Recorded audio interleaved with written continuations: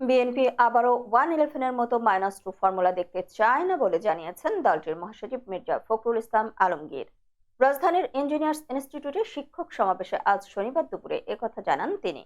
মির্জা ফখরুল বলেন, বর্তমান সরকারকে সময় দিচ্ছি আমরা, ইউনূস সরকারকে বিএনপি সেই পর্যন্ত সময় দেবে যতক্ষণ পর্যন্ত নিরপেক্ষ নির্বাচনের ব্যবস্থা করতে সময় লাগে।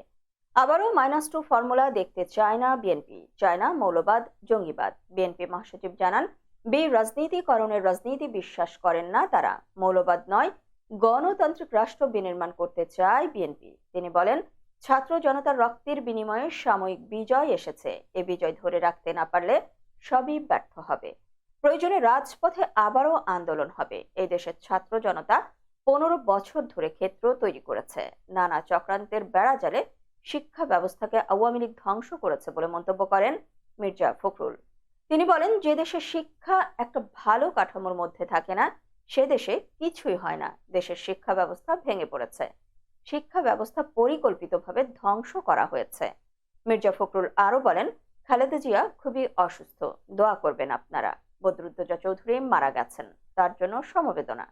মির্জা ফখরুল বলেন, মৌলবাদ চায় না, লুটেরা এখনো প্রশাসনে আছে, তাদেরকে দূর করতে হবে। যারা দুর্নীতি করে তারা বিএনপির নয়, এরা দুর্বৃত্ত, দরকার হলে আবার রক্ত দেব।